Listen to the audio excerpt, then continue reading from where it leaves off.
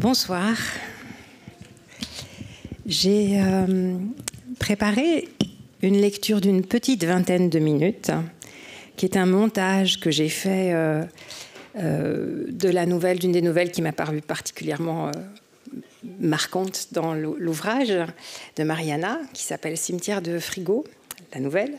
C'est pour vous faire rentrer un peu dans son univers avant de rencontrer Mariana Enriquez elle-même.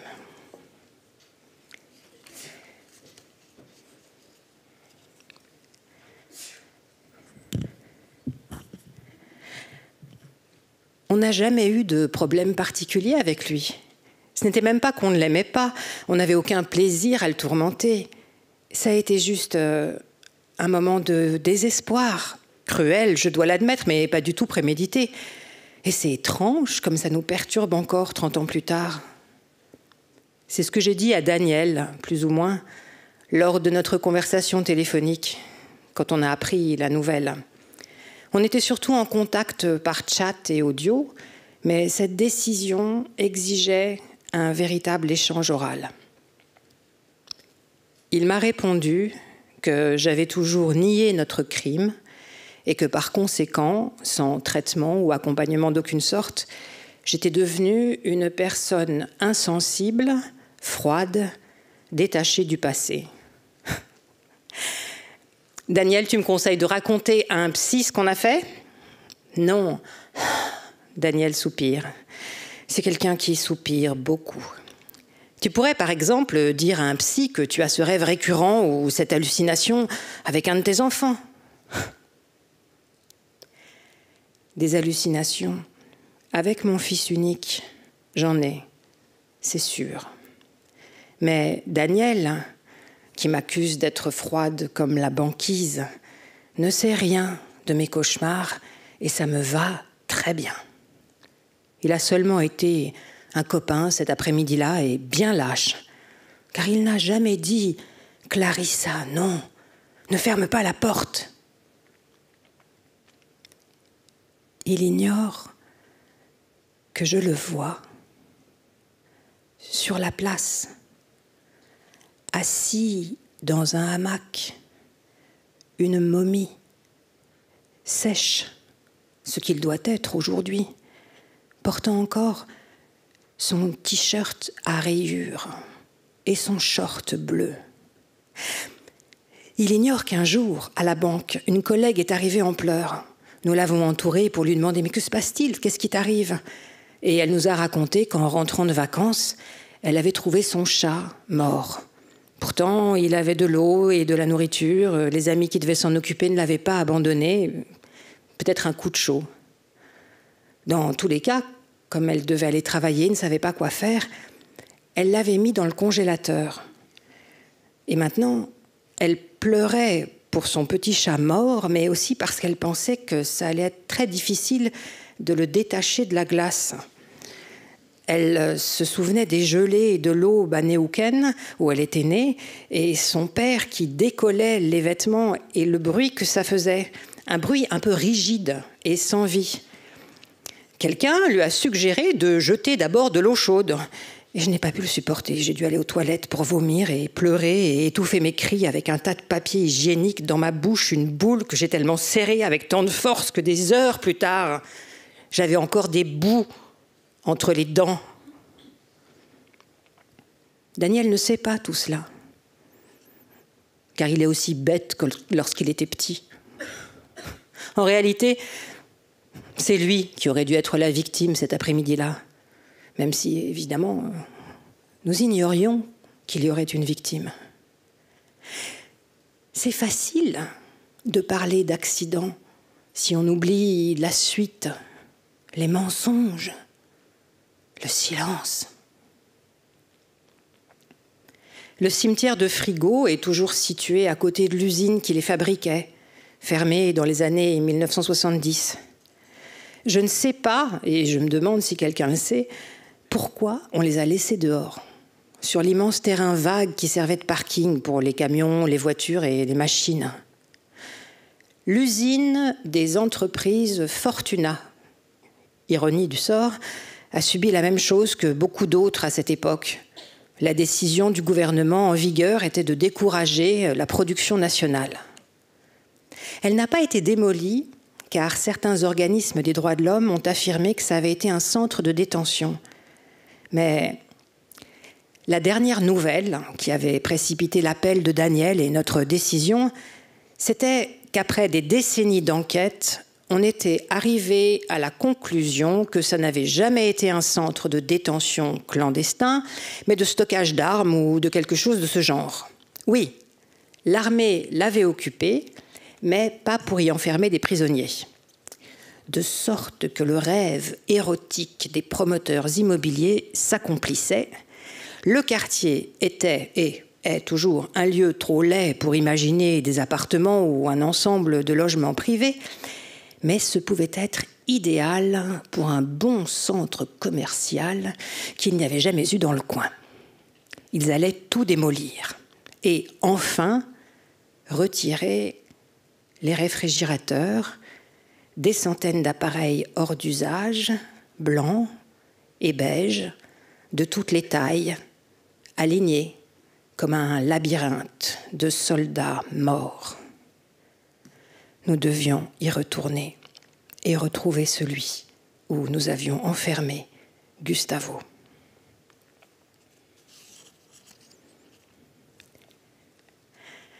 Sauter d'appareil en appareil, notre parcours rudimentaire du pauvre, nous a vite ennuyés.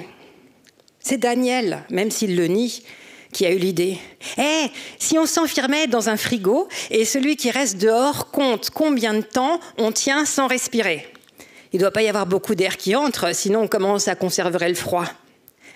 Nous n'avons pas eu peur. Après tout, quelqu'un restait dehors et les portes étaient faciles à manipuler. Nous nous sommes entraînés à entrer et à sortir. Les frigos étaient parfaits pour notre taille, car ils ne comprenaient pas d'espace pour les produits laitiers et pour les légumes.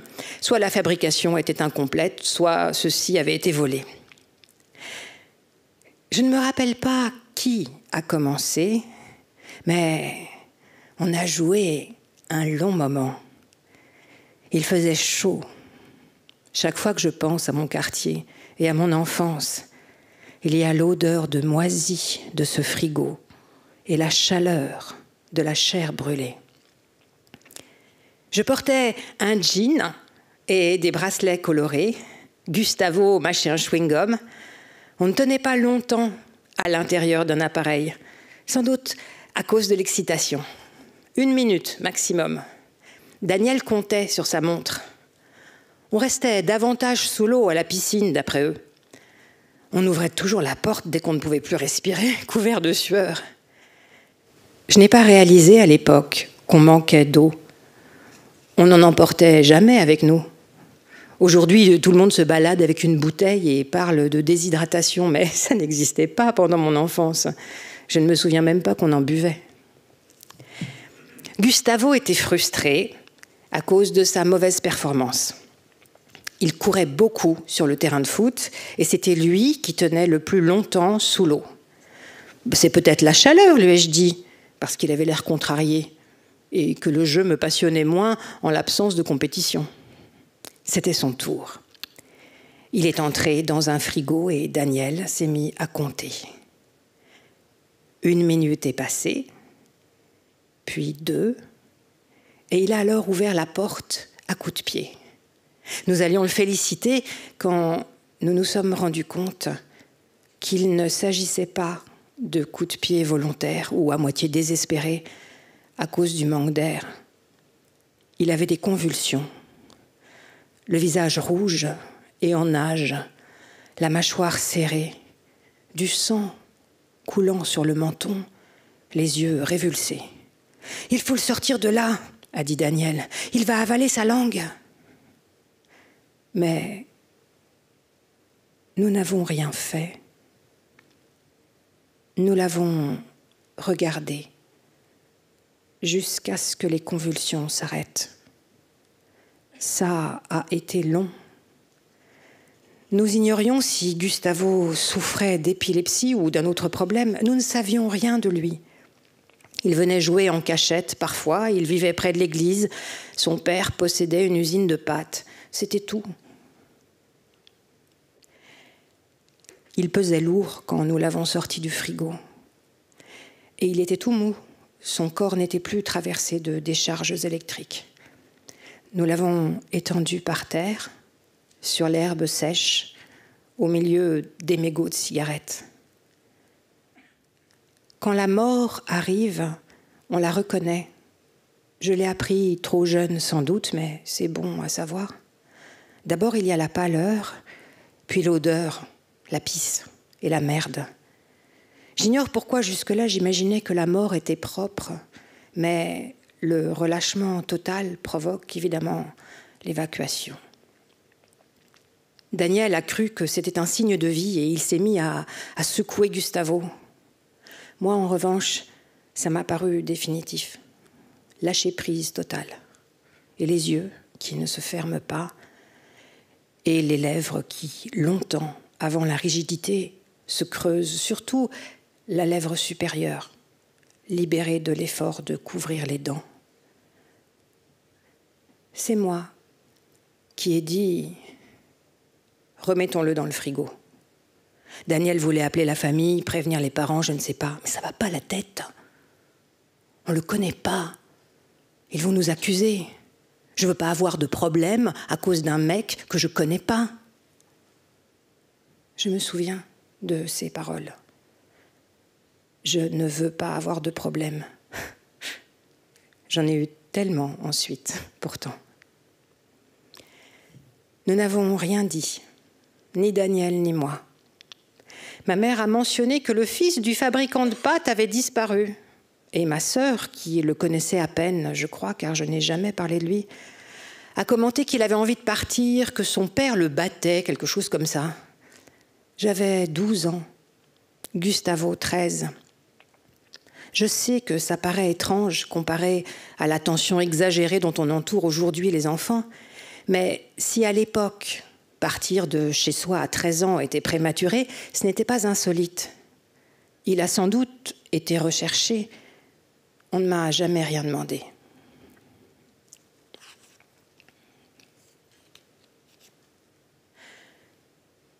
Nous nous sommes donné rendez-vous, Daniel et moi, à la porte de l'usine pour pouvoir pénétrer dans le cimetière très tôt, à 6 heures du matin. Il n'y a pas de gardien. J'ignore s'il y en a eu un jour. On n'en a jamais vu, enfant, et inutile de préciser que je ne suis jamais revenue adulte. Je l'ai attendu 1 heure. Je savais qu'il ne viendrait pas. L'enfoiré, le lâche, l'imbécile, le pire complice que j'ai pu avoir. C'était ouvert, ou plus exactement, la chaîne qui servait à maintenir les grilles fermées avec un cadenas était assez détendue pour que je puisse me glisser par l'ouverture avec mon sac. Par ailleurs, je suis mince. Les femmes me disent que je porte bien la quarantaine, mais bien entendu, elles ignorent combien j'ai du mal à remplir le frigo. Je plaisante. J'ai toujours été mince. J'ai espéré que mon téléphone vibre. Un message de Daniel. Mais rien. Il avait décidé de ne pas participer. Tout cet esclandre moralisateur, et il était prêt à laisser les bulldozers ravir le corps du garçon que nous avions laissé mourir. J'avais l'intention d'emporter ce qui y restait, s'il restait quelque chose, de lui demander pardon, de l'enterrer, en secret, certes, mais je n'allais pas assister à la démolition bien tranquillement et voir ses os se briser entre de la ferraille et des pierres, comme ces enfants au Moyen-Âge qu'on emmurait dans les châteaux pour porter bonheur. J'ai entendu des pas, sans aucun doute, dans une allée. Un gardien, un vagabond, Gustavo adulte, à l'affût, cet abruti de Daniel qui s'était décidé à venir finalement. Je me suis arrêtée juste au début de l'avenue herbeuse entre les rangées de réfrigérateurs et à l'autre bout, comme dans un duel, j'ai aperçu un homme. Il était immobile, les cheveux sous les épaules, sale ou ébouriffé par un vent qui n'atteignait que lui. Un homme vêtu d'un pull en laine un jour de chaleur, dont une des manches était si longue qu'elle recouvrait sa main, comme s'il cachait quelque chose. Il était pieds nus, un SDF, ai-je conclu, mais menaçant. Et j'ai couru jusqu'à un autre arbre. L'homme m'attendait. Il était arrivé avant moi. Il avait le visage sale, comme s'il avait réparé des moteurs, plein de taches d'huile et de barbe. La peur m'a quitté en même temps que la sueur, s'est évaporée. Les pieds nus se sont avancés vers le réfrigérateur indiqué que l'homme a ouvert. Et puis, il est parti. Il devait vivre ici, je suppose. Ce n'était pas un esprit. C'était une vraie personne avec un objectif. Quelqu'un qui ne voulait pas qu'on perde plus de temps dans ce lieu où le temps passait sans remède. J'ai regardé dans le frigo avec appréhension. Ce qu'il y avait à l'intérieur était à la fois mieux et pire que ce que je pensais. Juste des vêtements, pas d'os, ni de momie. Des vêtements, des chaussures, des toppers blanches. On n'en trouve plus de ce modèle.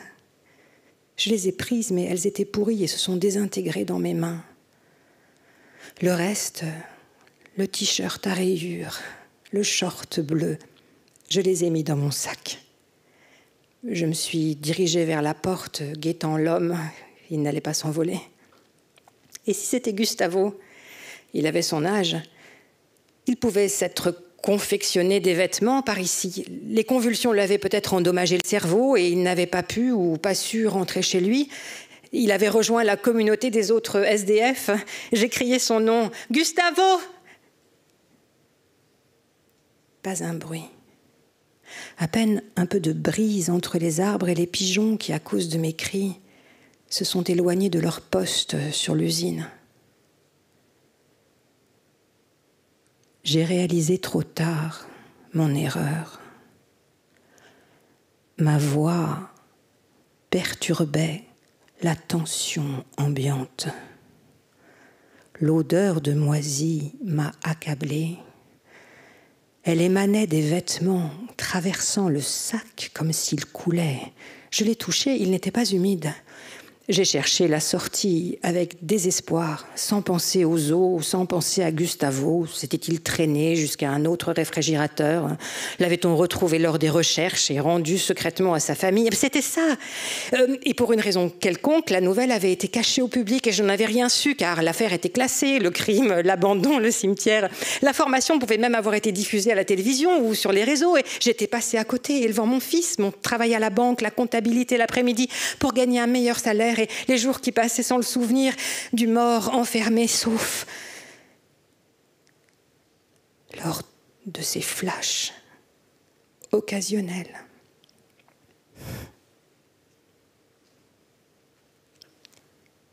Je n'ai pas retrouvé la porte. Je le savais. L'histoire de Daniel était un avertissement. C'était pour ça qu'il n'était pas venu. Il m'avait laissé seul, car il m'avait toujours considérée comme la vraie coupable. Même s'il n'avait pas protesté, n'avait pas eu le courage de dire non, on ne va pas le laisser là. Peu importe si on ne le connaît pas, c'est quelqu'un. Ça a été quelqu'un. Je me suis appuyée contre les grilles qui, à présent, non seulement n'avait plus de porte ni de cadenas, mais comprenait des barreaux plus étroits avec du barbelé, comme dans une prison ou une caserne. Je me suis assise. Je ne voulais pas crier, mais je pouvais le faire mentalement. Qui appeler ? Gustavo ne répondrait pas à sa meurtrière. J'étais enfermée. Les larmes ont brouillé ma vue, mais quand j'ai essuyé mes yeux,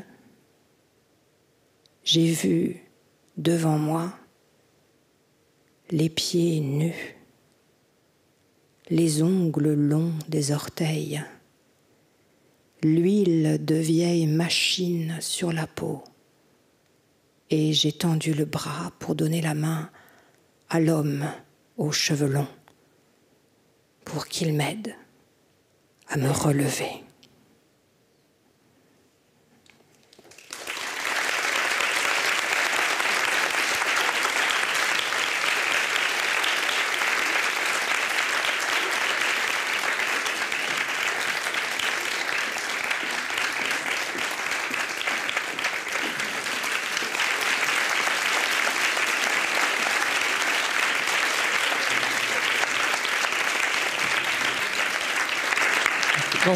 Bonsoir à toutes et à tous. Un grand merci à Raphaël Sodinos qui vient de nous lire un montage d'une des 12 nouvelles du nouveau recueil de Mariana Enriquez, Un lieu ensoleillé pour personnes sombres. C'est publié aux éditions du Sous-sol. Bonsoir Mariana Enriquez. Bonsoir.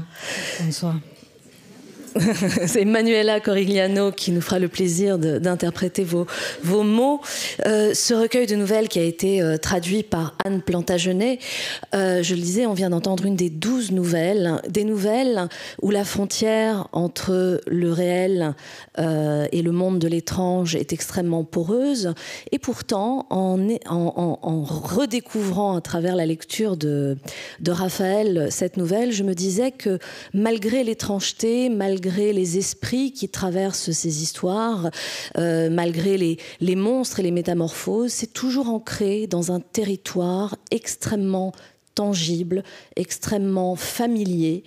Et je me disais que c'était peut-être ça qui rajoutait quelque part de la terreur. Le fait que ces choses étranges qui arrivent dans vos nouvelles se passent dans des territoires familiers. Est-ce que c'est l'objectif ? Buenas noches de vuelta. Gracias por venir tan tarde. Sí, es más que el objetivo, yo no lo pienso tanto como un objetivo, sino que es mi forma de pensar en esa realidad. Si yo quisiera escribir un cuento realista, con todo absolutamente reconocible y sin ir hacia lo fantástico, lo haría. Yo creo que el fantástico hoy, escribiendo en 2025, necesariamente tiene que ser familiar porque la realidad es espeluznante, porque la realidad, el cotidiano es rarísimo y yo no tengo un lenguaje para hablar del cotidiano que no sea extraño o que no hable de una realidad extrañada.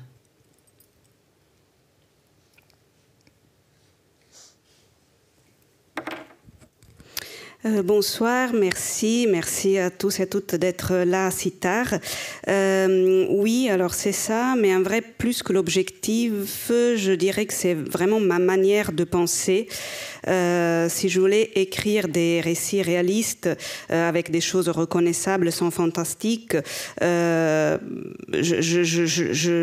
me dis qu'aujourd'hui, en 2025, voilà, quand on a besoin, quand on a envie d'écrire du fantastique, on doit forcément faire référence aux familiers parce que la réalité fait peur, le quotidien fait peur, c'est tout simplement que c'est horrible. Donc, quand on veut utiliser un langage qui parle du quotidien, on doit forcément faire recours au fantastique et recourir justement à tout ce qui est bizarre. Alors, dans ces 12 nouvelles, on va à la rencontre d'une femme qui rencontre des fantômes au quotidien qui viennent s'imposer à elle dans son quotidien, qui cherchent des réponses. On trouve des hyènes qui se promènent dans la ville et qui créent à la fois du mystère et de la terreur. Il y a un puma aussi, on parlera des animaux parce que les animaux sont aussi très présents. Il y a une femme dont le visage se désagrège. Toujours l'idée que les corps sont soit en état de fragilité, de décomposition, soit en état de transformation.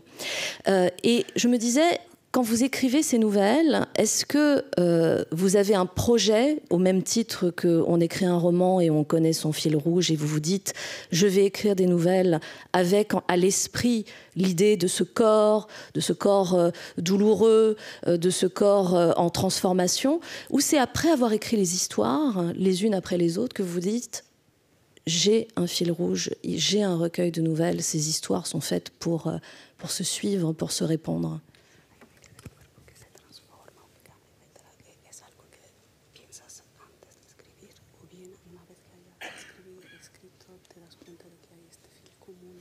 Me doy cuenta cuando lo termino, pero cuando están terminados, pero claramente es algo que no solo me obsesiona, sino con lo que estoy constantemente en contacto.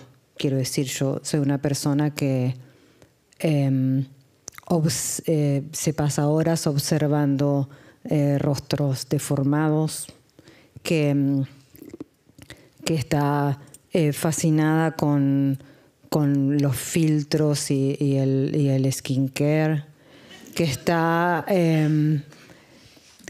preocupada por lo que la enfermedad le hace a los cuerpos y por la narrativa de la enfermedad en los cuerpos, que está interesada por todo el proceso del cuerpo y sobre todo por la metamorfosis del cuerpo cuando está vivo, en particular, cuando está muerto también, pero cuando está vivo, en particular con la metamorfosis que ocurre en el cuerpo de las mujeres. Desde que empiezan a sangrar, por supuesto es algo que ocurrió en mi cuerpo, ya no, por suerte, pero que cuando empezó, siempre me pareció profundamente raro, también tiene que ver con una mirada. Para mí, sangrar todos los meses y no morirme era rarísimo, era perturbador. Y todos los cambios, todas las metamorfosis del cuerpo femenino me resultan fascinantes, y no solo del cuerpo femenino, sino hoy también de las transformaciones físicas, en muchos casos violentas, con las cirugías. Tengo una observación morbosa de eso. Entonces, y creo que es algo muy contemporáneo. Creo que hoy estamos pensando todo el tiempo el cuerpo como algo que se puede metamorfosear, como algo que no es único, que no hay que preservar tampoco, que puede trascender, que puede cambiar por nuestra voluntad. Cosa que cuando yo era joven no era tan obvia, pero ahora lo es, y creo que está saliendo en los relatos.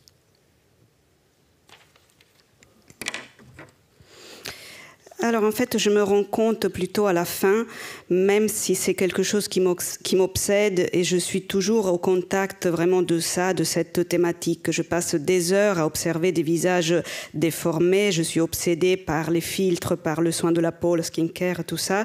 Et je suis très inquiète et inquiétée par tout ce que la maladie, par exemple, fait au corps, l'évolution, la métamorphose des corps à cause de la maladie, et la métamorphose du corps vivant et mort aussi, hein, mais vivant en particulier par rapport aux métamorphoses du corps des femmes. Dès qu'elles commencent à saigner, par exemple, c'est quelque chose qui m'a toujours interpellée, fascinée. Ça m'est arrivé aussi, bien sûr, heureusement ça ne m'arrive plus. Mais voilà, cette idée de saigner tous les mois et ne pas mourir, ça m'a toujours paru quelque chose d'assez bizarre. Donc la métamorphose comme quelque chose de fascinant, on peut penser aujourd'hui également à la chirurgie. Donc c'est quelque chose de très contemporain, cette idée du corps qui est quelque chose qui n'est pas unique, qui peut changer et qui peut changer à cause de notre volonté de le changer. Et donc voilà, je pense que les récits actuellement recueillent ce sujet qui est très actuel. La première nouvelle est l'histoire d'une femme, je le disais, qui voit des fantômes. Alors, pas seulement des fantômes qui la concernent, mais ceux qui concernent aussi ses voisins, le quartier. Et à travers ces fantômes, c'est à la fois les interrogations de cette femme et des gens qu'elle côtoie qui se révèlent à nous, mais c'est aussi la vie d'une société et d'un quartier qui se révèle à travers ces morts. Et je me disais, mais finalement, est-ce que ces fantômes sont là vraiment pour hanter les personnes en particulier, ou est-ce que ça n'est pas plutôt les fantômes qui hantent une société qui est en pleine désagrégation, en pleine crise? Son los fantasmas que están en el barrio y que tienen que ver con una comunidad cuyos lazos están completamente destrozados, o no completamente, pero muy destrozados por muchas cuestiones. Por una crisis económica larguísima, por una percepción del otro muy paranoica, en muchos casos alimentada también por lo que le conviene a la política y a la economía digamos, individualizar a las personas. Y es un relato que surgió como un relato de fantasmas, pensándolo desde una historia en particular.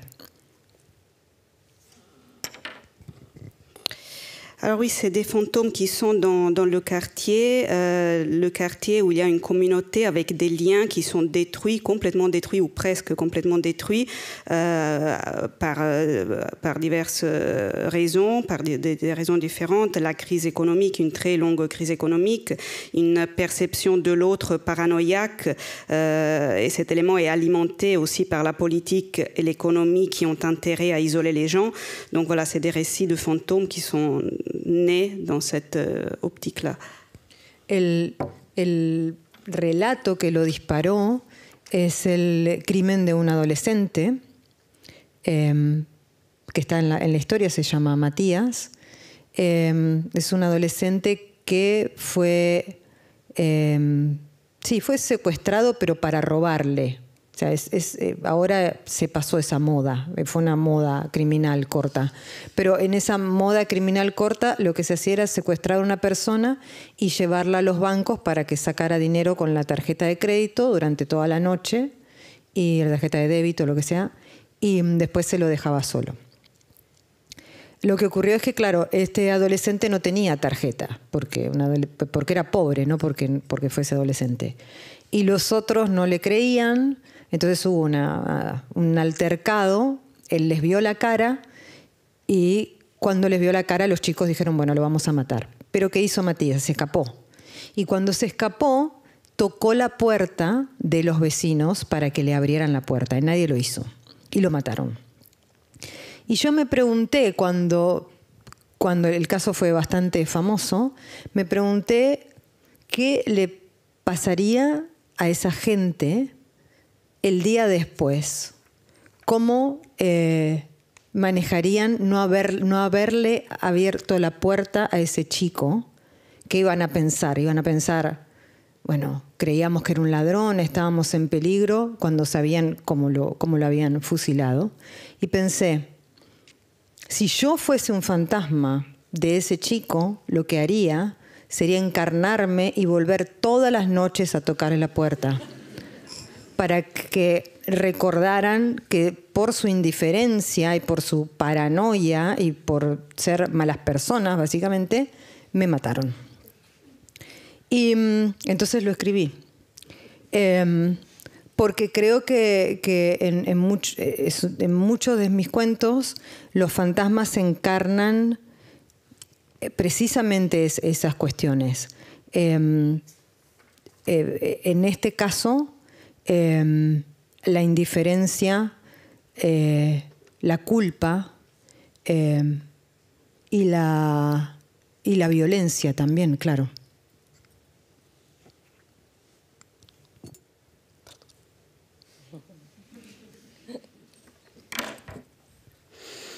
Alors oui, dans ce cas spécifique, il y a un récit, un cas particulier qui a inspiré l'écriture de cette nouvelle. C'est l'histoire d'un adolescent qui s'appelle Mathias et qui est un adolescent qui a été kidnappé pour être volé en fait. C'était une espèce de mode criminel qu'il y avait. À un moment, ça n'existe plus. À un moment, c'était une mode criminelle qui a été donc assez courte. C'était celle de kidnapper des gens pour, avec leur carte, aller retirer de l'argent au guichet des banques et puis les libérer en fait. Mais il se trouve que cet adolescent n'avait pas de carte parce qu'il était pauvre, donc il n'a pas pu retirer l'argent et le donner à ses ravisseurs. Il y a eu un moment une espèce de bagarre, donc il a réussi à voir la tête des gens qu'il avait kidnappés. Il a réussi à s'échapper, mais donc ses ravisseurs ont décidé de le poursuivre pour le tuer. Donc l'adolescent a frappé aux portes des gens, mais personne ne lui a ouvert parce que probablement les gens avaient peur, ils l'ont pris pour un voleur, etc. Et moi, ce que je me suis demandé, c'est comment ces gens vivraient le lendemain, c'est-à-dire comment ces gens arriveraient à gérer le fait de ne pas avoir ouvert la porte à ce gamin qui s'est ensuite fait tuer, en pensant que c'était peut-être un voleur ou quelqu'un qui leur volait, qui représentait une menace. Donc moi, je me suis dit que si j'étais un fantôme, le fantôme de ce garçon, ce que je ferais, ça serait revenir tous les soirs, frapper à ses portes pour montrer à ces gens que j'avais été tué à cause de leur indifférence et de leur paranoïa. Donc voilà, c'est ça que j'ai écrit, parce que dans mes récits, effectivement, les fantômes incarnent ça, l'indifférence, la violence, l'indifférence et la violence. Alors pas seulement la faute, pardon. Pas seulement l'indifférence, Mariana, puisqu'il y a des fantômes aussi dans une autre nouvelle. Et là, les fantômes ont des rapports sexuels avec un des personnages. Donc ils ne sont pas seulement là pour se venger, ils sont là aussi pour le corps désirant et pour venir faire quoi? Une forme de réparation pour un corps malmené. Que se passe-t-il dans cette nouvelle?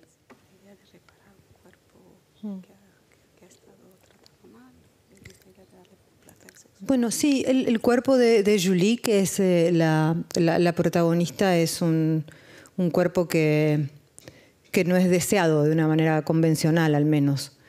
Ahora cuando lo pienso, es un cuento escrito en el 2022. Ahora cuando lo pienso, yo creo que el cuento ya no funciona porque Julie en OnlyFans le iría súper bien. Pero así como estaba planteado en ese momento, no. En ese cuento ocurren muchas cosas. Ese cuerpo además es un cuerpo trasplantado. O sea, es un cuerpo de una familia argentina que vive en Estados Unidos y que vuelve a Argentina justamente para que esta chica, que es una chica que es obesa y que creen sus padres que además es esquizofrénica, haga un tratamiento psiquiátrico que en Estados Unidos no podrían pagar. Entonces por eso vuelven a Argentina para poder usar ese estado siempre despreciado sobre todo por la gente que se va y que después vuelven a utilizarlo. Así que el cuerpo de Julie también es una especie de representación de ese cuerpo que es una moneda de cambio simbólica en esta migración que es muy compleja cuando se piensa desde América Latina a Estados Unidos. Pero yo no sé si es tanto una reparación, sino una afirmación, o sea, una manera de que ella encuentre el placer, y el placer muy desvergonzado, porque es muy desvergonzada, ella goza como loca, en aquello que para mí es real. O sea, para mí es de los cuentos donde más claro está esto de que yo no estoy tratando de escribir una metáfora, sino estoy tratando de escribir cuentos de fantasmas, donde los fantasmas siempre representan otra cosa, porque eso es lo que un fantasma es, después de todo. Es la memoria, es el recuerdo del muerto, es el trauma, es tantas cosas. Pero al mismo tiempo ella está teniendo sexo con espíritus. de la misma manera que las santas tenían sexo con los ángeles, o no sé, la Virgen María tuvo sexo con un ángel. Entonces, no es una idea muy extraña, si lo pensamos en ese sentido. O sea, el sexo con seres místicos existe. Esta es como una versión pagana de un éxtasis religioso.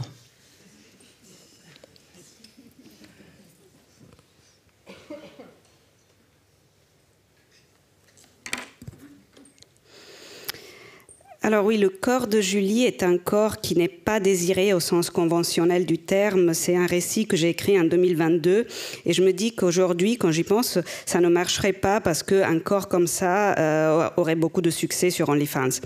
Donc, en l'occurrence, il s'agit d'un corps d'une adolescente qui fait partie d'une famille argentine émigrée aux États-Unis qui revient parce que cette fille est obèse et que ses parents la soupçonnent aussi d'être schizophrène. Et donc, elle revient en Argentine pour pouvoir subir un traitement psychiatrique qu'aux États-Unis, cette famille ne pourrait pas payer, elle ne pourrait pas se le permettre. Donc il y a aussi le sujet de cette relation complexe de l'émigration. Donc je dirais que le corps de Julie, ça représente aussi cette monnaie d'échange dans ces relations d'émigration complexe entre les États-Unis et l'Amérique latine. Donc je ne dirais pas que c'est une réparation, mais plutôt une réaffirmation, parce que voilà, elle a vraiment beaucoup de plaisir. Elle est assez sans limite dans ce plaisir qu'elle ressent. Donc pour moi, c'est un récit où c'est clair que je n'écris pas de métaphore, mais voilà, c'est une histoire de fantômes qui ont bien évidemment une valeur symbolique, si l'on veut, ce qui est disparu, etc. Mais ce n'est pas une métaphore, parce qu'elle a tout simplement des relations sexuelles avec des esprits, ce qui est le cas par ailleurs avec des anges ou la Vierge Marie. Enfin voilà, c'est une version païenne d'une extase religieuse. Alors, puisqu'on parle du corps de Julie, parlons du corps de manière plus générale. Je parlais tout à l'heure de territoires familiers, de géographie, des villes. On va dans de petites villes, dans des plus grandes, on va même aux États-Unis. Mais le corps des femmes est aussi un territoire qui est, comment dirais-je, le décor de violence, celui, on l'a évoqué tout à l'heure, de transformation voulue ou non voulu, mais aussi un territoire de transmission du malheur et de la douleur. Je pense notamment à une nouvelle où une femme a le visage qui s'affaisse et où elle va se rendre compte que c'est une histoire qui ne commence pas avec elle, et où se pose la question de la transmission. Et je me demandais si vous voyez effectivement le corps des femmes dans ce recueil comme effectivement un moyen de transmission de nos histoires, bonnes ou mauvaises, alors pas forcément choisies évidemment par les femmes, mais finalement c'est ce que vous racontez dans ces nouvelles, des corps qui nous racontent une histoire douloureuse et de transformation.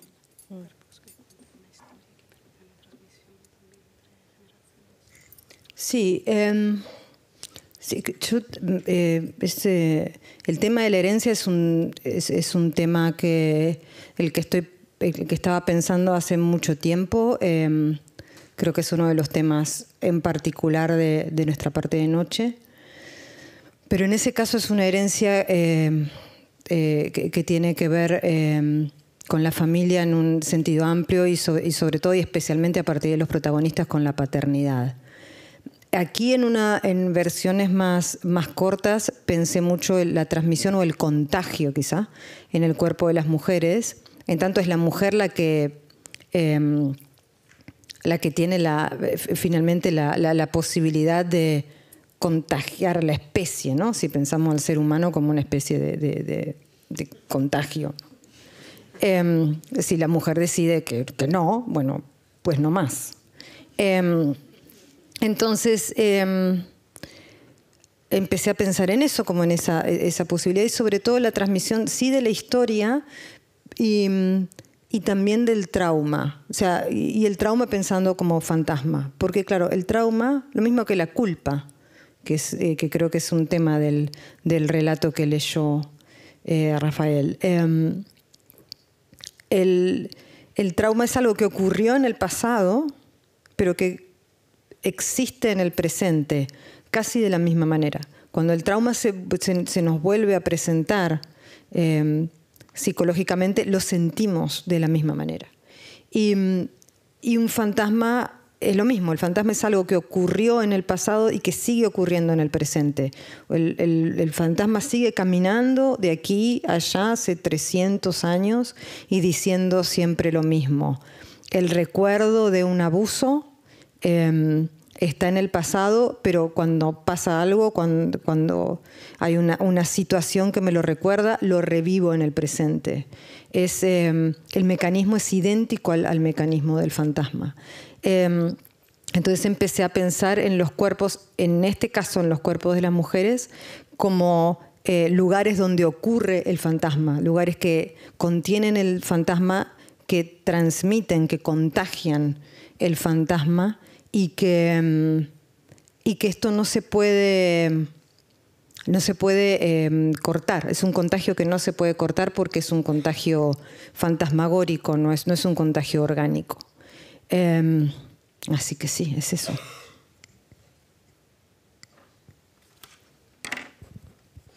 Alors oui, le thème de l'héritage est un thème auquel je réfléchissais, et je réfléchis depuis longtemps, notamment par exemple dans Notre part de nuit. Donc voilà, l'héritage avec la famille au sens large et aussi le sujet de la paternité. Donc oui, la transmission, c'est certainement ça, mais c'est peut-être encore plus la contamination et c'est la femme qui peut contaminer l'espèce au sens où, voilà, élargir l'espèce ou non et dire quand ça s'arrête. Donc il y a bien sûr cette idée de transmission de l'histoire et de transmission du traumatisme et de la faute. Le traumatisme est quelque chose qui concerne le passé mais qui perdure dans le présent, qui continue à vivre dans le présent. Et le fantôme, c'est exactement la même chose. Le fantôme, il continue à marcher, il répète les mêmes choses. Un abus subi, c'est la même chose, c'est le même mécanisme. Donc c'est quelque chose qui s'est passé qui s'est produit dans le passé et qui continue à nous hanter dans le présent. Donc voilà, le corps de la femme, c'est le lieu où le fantôme prend forme et où ça ne peut pas se couper, s'interrompre. J'évoquais aussi la présence des animaux. Il y a des femmes qui se transforment en oiseaux. Les oiseaux, dans une des nouvelles, sont extrêmement présents, ont quelque chose presque de mythologique. Ça m'a fait penser aux femmes oiseaux, hein, les Érini, qui sont la culpabilité, justement, dans la Grèce antique. Mais il y a aussi des hyènes. Il y a un puma que l'on espère voir. Pourquoi cette présence des animaux, qui est une présence pas seulement de la métamorphose, mais aussi peut-être de quelque chose de quasiment sensuel dans la dangerosité qu'ils représentent? Sí, es cierto, es una presencia bastante sensual, pero tiene que ver con pensar sobre la metamorfosis. Hay un cuento que se llama Metamorfosis, aunque ella no se transforma en un animal, pero casi, o sea, decide tener una dorsal reptiliana, digamos. Pero creo que fue sobre todo por los animales aparecen en tanto yo estaba pensando en la metamorfosis y en el castigo, o sea, en la conversión o la metamorfosis en animal como un castigo y el castigo de un dios. Es curioso que en la mitología guaraní, que es la que cito en un cuento que se llama Los pájaros de la noche, que las mujeres se transformen en pájaros por transgresiones menores, porque en realidad no hacen cosas tan graves. Es casi idéntico a las faltas tampoco tan graves que cometen las mujeres por ejemplo, en la mitología griega. Es curioso que siempre el castigo sea, para una transgresión no muy grave, la transformación en animal y sobre todo en pájaro. O sea, la idea de la mujer y el pájaro es también muy frecuente. O sea, suelen con mucha frecuencia metamorfosearse en pájaros.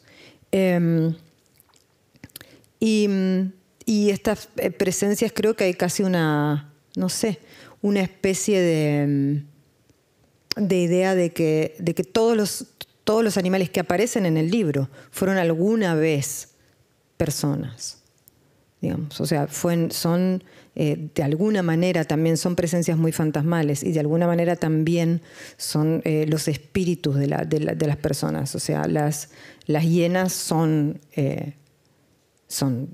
fueron personas, o sea, son personas que han sido metamorfoseadas. En mi cabeza, en el cuento se escaparon de un zoológico, qué sé yo.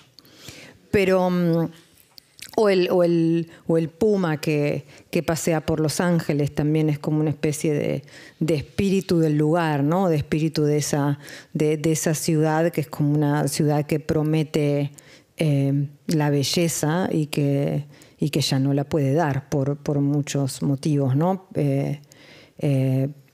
Porque, digamos, por una belleza industrial que no es posible finalmente.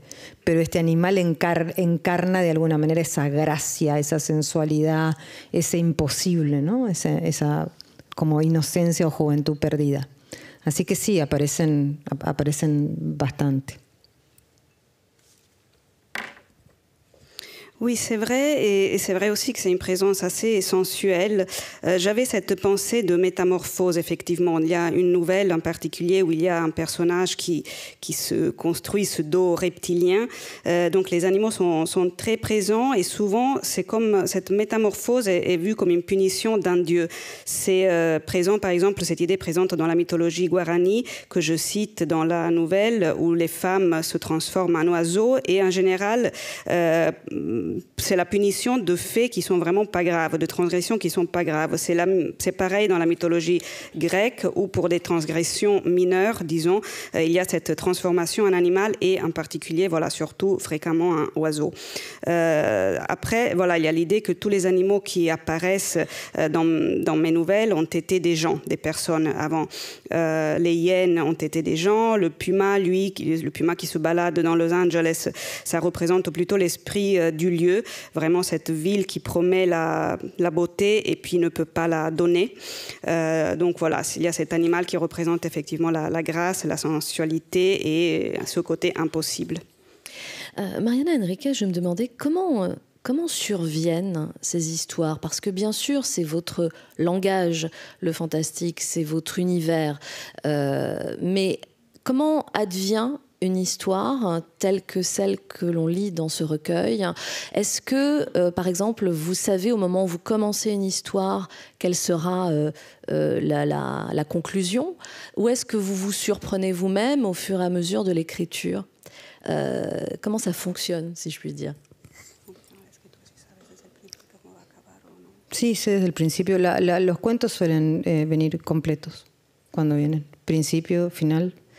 Quizá cambia a veces quién lo cuenta. Eso es lo único que cambia. A veces lo empiezo en tercera persona y después digo no.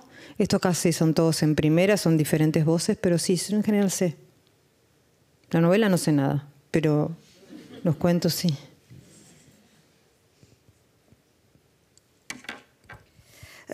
Oui, je sais dès le début, j'ai en tête le début de l'histoire, la suite et puis le final. Ce qui peut changer, c'est la personne qui le raconte. Je peux passer de la troisième personne à la première, mais voilà, je sais exactement ce qui va se passer. Pour le roman, non, c'est pas comme ça, je ne sais rien, mais pour les nouvelles, si. Je me posais la question parce qu'à la fin du livre, vous avez mis votre BO, les musiques que vous écoutez qui correspondent aux nouvelles. Et je me demandais si c'était une musique qui venait en soutien, en accompagnement pour une atmosphère, ou est-ce que ça génère aussi l'inspiration? Yo escribo con música, escribo con los auriculares puestos y con música que va, a veces me pongo algo en particular y si no va surgiendo.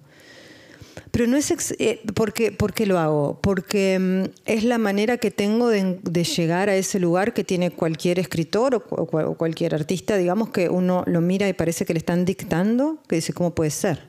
Porque no hay un momento de reflexión entre lo que ocurre. Llegar a ese lugar, hay escritores que lo hacen bebiendo, hay escritores que se van a caminar a las 5 de la mañana, hay escritores que nadan, hay escritores que les sale. Yo llego a ese lugar con música. Ahora, no necesariamente, las canciones me gusta, y la música me gusta ponerla, pero no necesariamente hay alguna que se corresponde a algo, sino más bien estoy escuchando un montón de cosas y eso va disparando situaciones, climas. A veces ocurre que pongo una canción de manera repetitiva en la del título, por ejemplo, en Un lugar soleado para gente sombría, el cuento, la canción era Hollywood de Nick Cave, pero después en un cuento que se llama Un artista local, en el que hay un bicho muy, muy desagradable, que es como una babosa erótica, no sé, que domina al pueblo. Por algún motivo estaba escuchando un disco de un músico-actor del que yo estoy profundamente enamorada, que se llama Caleb Landry Jones, y hay una canción que se llama Touchdown Yolk, y me gustaba la palabra Yolk para que fuera el nombre del coso ese. Entonces yo escuchaba todo el tiempo esa canción para armar a ese coso deforme, porque esa canción era deforme como el coso. Y después, digo el coso porque no sé qué es. Y después en ese mismo cuento, el otro que estaba escuchando era Folklore de Taylor Swift.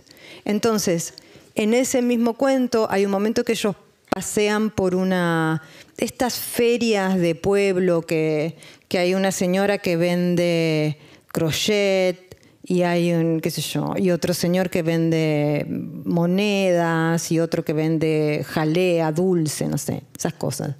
Y ahí yo estaba escuchando a Taylor, entonces vi a una chica que vendía stickers de Taylor y canciones y cantaba canciones. Esto uno lo ve todo el tiempo en lugares así. Esta adolescente Swiftie que es como una especie de demonio repetitivo, ¿no? Y como un personaje ahí del que uno no se puede escapar.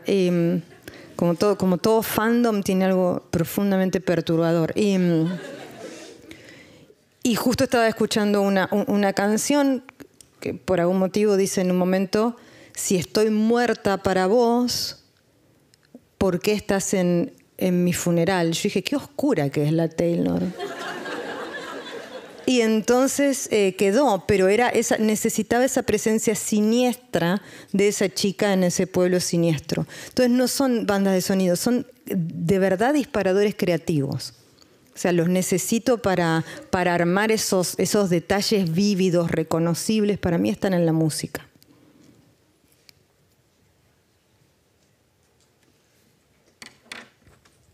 Alors oui, moi j'écris toujours en écoutant de la musique, soit quelque chose en particulier que je choisis ou bien voilà ce qui vient. Et donc pourquoi je fais ça? Parce que pour moi c'est ma manière d'arriver à ce lieu que tout écrivain a, où on a l'impression qu'il écrit sous dictée. Il y a un moment où les écrivains écrivent comme vraiment sous dictée. Il y en a qui peuvent arriver à ce moment, à ce lieu en buvant, d'autres en nageant, d'autres en marchant à 5 heures du matin. Moi j'arrive à cet endroit à travers la musique. Après, la musique ne correspond pas forcément à ce que j'écris, mais ça donne une situation, ça donne une ambiance. Des fois, j'écoute une chanson en particulier de manière obsessionnelle. La nouvelle qui a donné le titre au livre, voilà, cette citation vient d'une chanson qui s'appelle Hollywood. Après, il y a aussi dans une autre nouvelle une bête horrible, une espèce de limace. Et voilà, c'était en écoutant une chanson qui contenait le nom, voilà, un mot qui m'a inspiré pour donner le nom à cette limace, à ce truc, hein, parce que c'est voilà, une chanson sans forme qui a donné le nom à un truc sans forme, je ne peux pas le définir autrement. Et puis j'écoutais aussi, toujours en écrivant cette nouvelle, j'écoutais Taylor Swift. À un moment donné, voilà, j'ai des personnages qui se baladent un peu dans une fête de village où des gens vendent des objets différents. Et là, voilà, j'ai vraiment visualisé cette adolescente comme une espèce de démon répétitif. Et j'écoutais cette chanson de Swift qui dit à un moment: si je suis morte pour toi, pourquoi tu es présent à mon enterrement? Je me suis dit, bien, elle est bien obscure, mais voilà, ça m'a donné une idée, voilà, pour la nouvelle. Donc j'ai besoin de la musique pour avoir ces détails vivants qui, pour moi, arrivent précisément, voilà, à travers l'écoute. Écrire de l'horreur, de la terreur, chercher à faire peur, est-ce que c'est l'expression d'un écrivain désespéré ou au contraire quelqu'un qui croit encore qu'à travers la littérature, en dérangeant, en faisant peur, en bousculant, on peut changer les choses?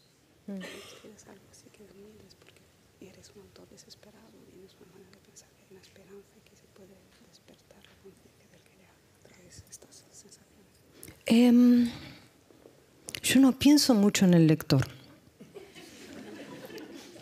De verdad. No, o para nada pienso en el lector. Lo hago para mí. A mí el terror me gusta porque me ayuda a ver las cosas con hiperrealidad.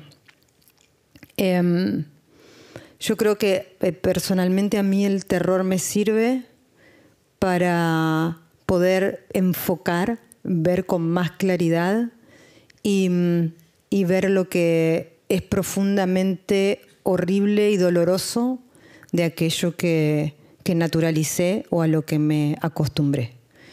Si eso después le pasa a los lectores, bueno, puede ser que sea eso lo que les pasa a los lectores, que puede ser que les pase lo mismo que a mí.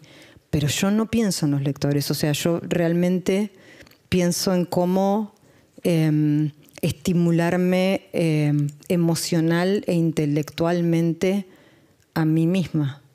Y no tengo esperanza, pero no estoy desesperada tampoco. Estoy más bien en un estado de aceptación rencorosa del estado de las cosas. O sea, como en un estado de rabia a esta altura a volumen muy bajo. Pero desesperada ya no tiene sentido. Porque no tiene sentido. Y menos ser escritora, digamos. Me dedicaría a algo más útil, digamos, creo.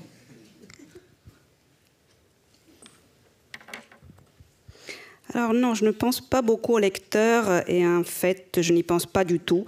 Je le fais pour moi, en vrai. La terreur me plaît parce que ça m'aide à voir les choses avec une espèce d'hyperréalisme. Ça m'aide à voir les choses clairement, à voir ce qui est horrible dans les choses auxquelles je suis habituée, les choses que j'ai normalisées. Donc je ne pense pas du tout au lecteur. Après, si le lecteur, ça lui fait le même effet, bon, c'est possible, je ne sais pas. Moi, je pense plutôt à comment me solliciter intellectuellement.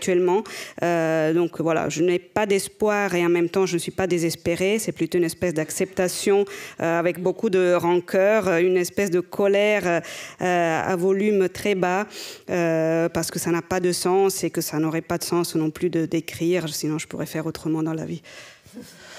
Autre chose. Mariana Enriquez, je vous en supplie, restez en colère, même si c'est en sourdine, parce que ça nous donne des livres absolument magnifiques. Malheureusement, cette rencontre touche à sa fin. Je vais rappeler le titre de ce recueil absolument somptueux, Un lieu ensoleillé pour personnes sombres. C'est aux éditions du Sous-sol, c'est magnifique. Je vais remercier à nouveau Raphaël Sodinos pour cette très belle lecture, remercier Manuela Corigliano qui n'a pas démérité, et merci évidemment à vous, Mariana Enriquez. On vous retrouve en dédicace. Merci.